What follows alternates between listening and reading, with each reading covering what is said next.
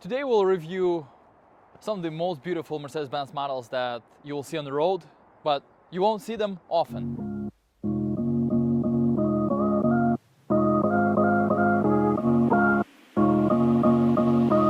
And I'm talking about GLC 63 AMG Coupe and GLC 43 AMG Coupe. We'll compare the two and your lease and finance payments in the end of this video.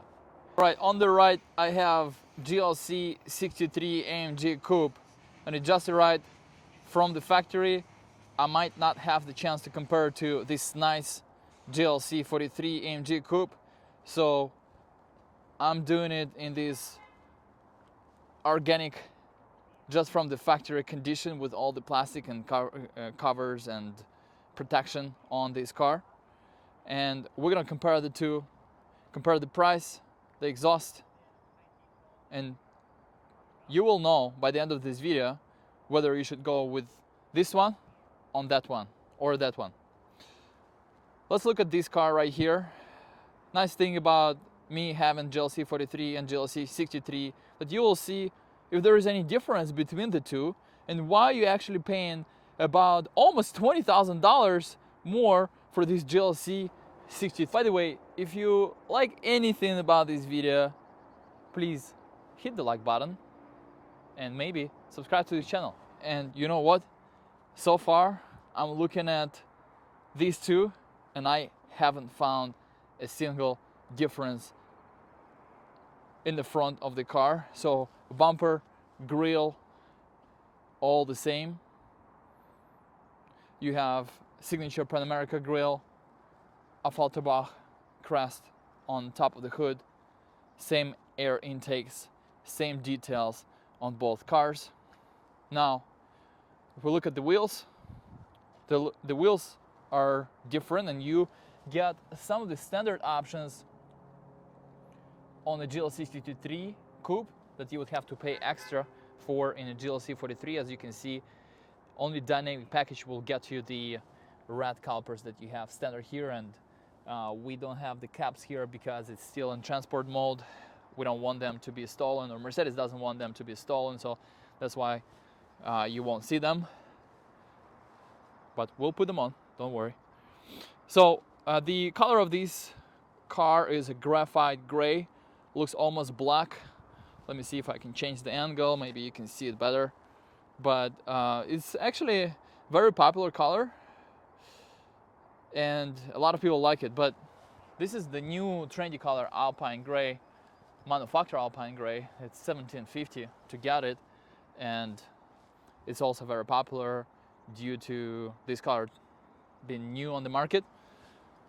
There are some fun colors for this car, like graphite gray Magna with matte finish, which I like.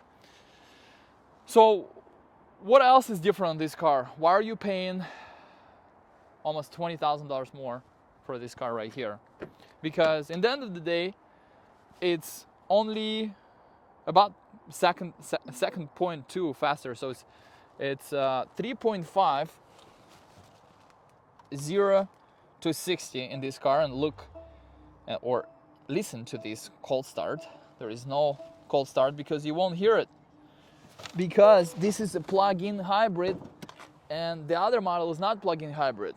If you're familiar with C63 that Mercedes-Benz introduced earlier, this is the exact same car but with the body of GLC 63 Coupe. Yes, I know some of you are disappointed, but if you bought this car or thinking about buying it and somebody gives you an argument, hey, this is not a real AMG, it's a 4-cylinder. It is a real AMG, it's got the handcrafted engine. Now look, Antonia Krumov hand-built it at AMG plant. Here's the proof, right here. Okay, and it's got some serious power under the hood. Over 650 horsepower, over 700 pound-feet of torque. This is some serious setup here, with about 200 horsepower coming from the electric motors, and over 400 horsepower coming from the gasoline engine. Now, in this car right here, we have also 4-cylinder, also handcrafted AMG, but it's not a plug-in hybrid. Plug-in hybrid is the future of Mercedes-Benz powertrains. This is the way to go. This is the most powerful models have the plug-in hybrid setup right now, over 1,000 pound-feet of torque in GTs and S-classes, and we have similar setup here, same engine, but in this car we have the 200 more horsepower. But listen, at the end of the day, why would you pay almost $20,000 more for this car if it looks the same? Only because it's a lot faster. And are you buying this car for the speed? Maybe not. I don't think you're buying this car just for the speed. Because of ego, so you get this GLC CT3 badge in here with an S, and if you have a lot of money, you don't care. You can just spend more money. And I only met few people during many years working for Mercedes-Benz that didn't care about the money. Even wealthy people, even they care even more about the money. So it's ego, it's power, it's how it sounds. By the way, let's hear how they sound.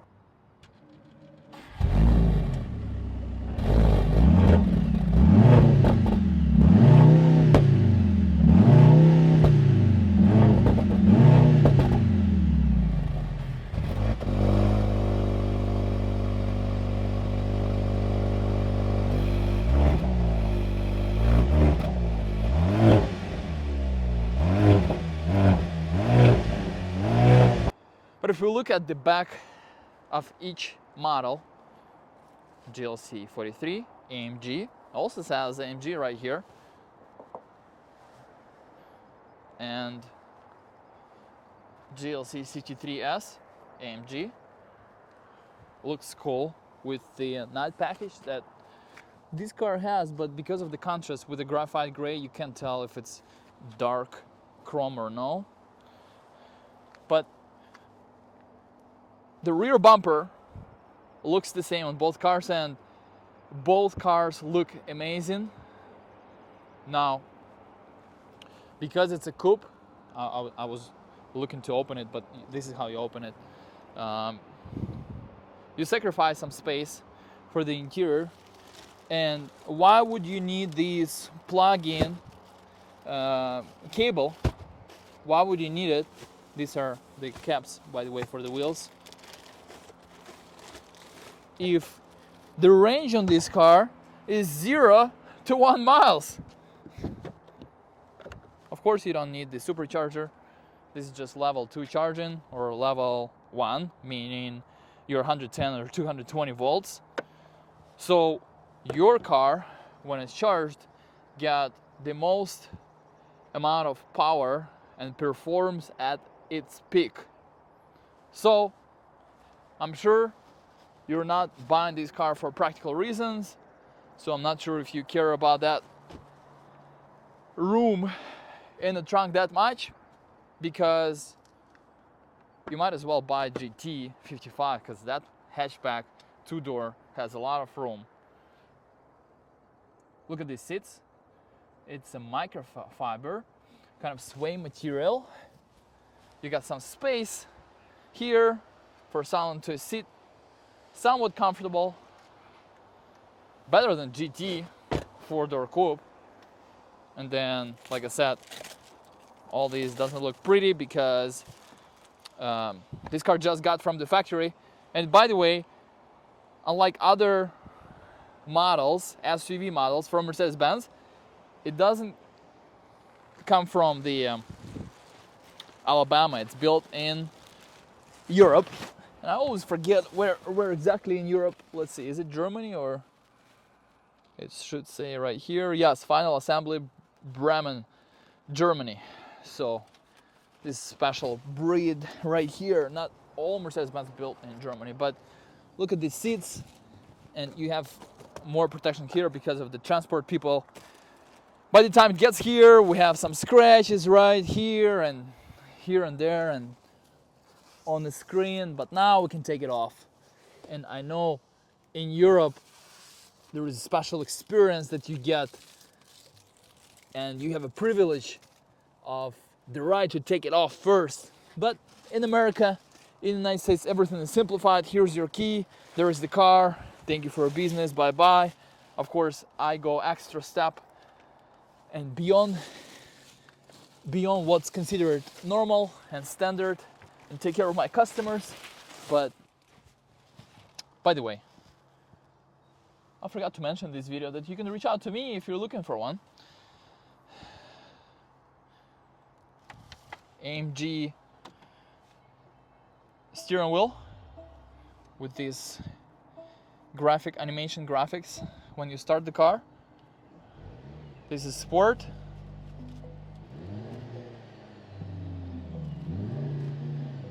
This is Sport Plus.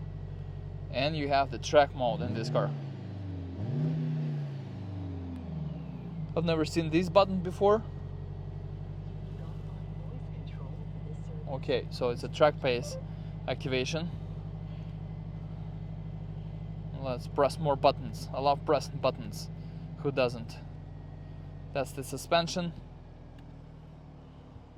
That's the interior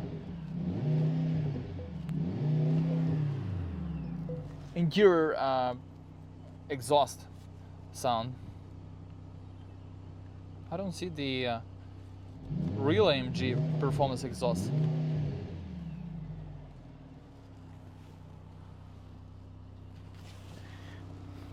Anyway, I might lose my job for this, but I don't see you paying $20,000 more for this car right here just because it goes 1 second faster than the other car that looks the same. I mean, I feel like a scientist that was able to pump up and boost up all the power in my old car that I tuned up in my garage, and now I can go really fast. But the reason why you used to buy AMG and get excited by AMG because of all the power and the roaring of bigger engine, and you felt dominance, you felt privileged to drive the car with bigger engine because you don't care if it costs much or more to fuel it up. You can afford it, and you don't get that in this car, in my opinion.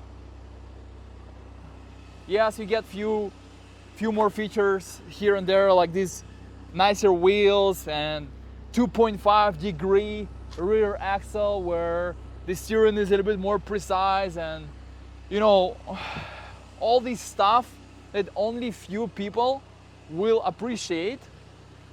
Okay, for the mass population, I don't know if I can say mass population because not a lot of people can afford it, but for a majority of people that buy these cars, they don't look at all this. To me, this car looks even better, but just because I like the color combo.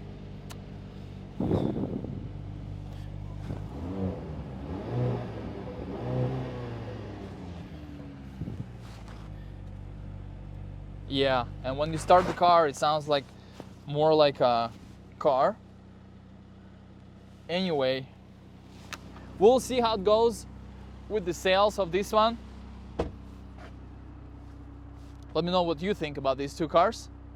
And let's take a look at those lease numbers, because there is one benefit about buying, or actually leasing, this car right here.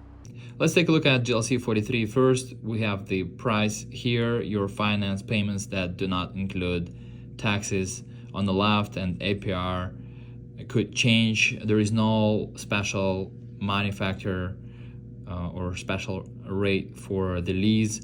So you'll see your lease payments that do not include tax here, 48 months Actually, it looks not bad, and you still will be under warranty, as the warranty is 4 years, 50,000 miles if you go with this option, and only $3,000 here. Manufacturer is 0.00280. That's for tier 1. Not everyone will qualify for this rate, so depending on your credit, your payment could go up, and dealerships can, if they want to, and most of the time they want to, mark up this rate. So this is how dealership making their money, nothing shady here.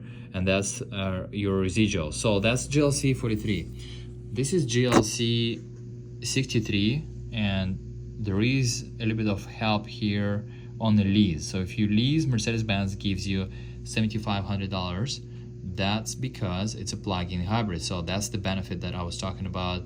You get this $7,500 that actually doesn't come off of the price of the car. It's used as a cash down that you can use for the cost cap reduction and to cover some of the fees like acquisition fee, the license plate, title fee, things like that on the lease, and that's your lease payments. So we're looking at, on 36 months, not that big of a difference between 43 and 63.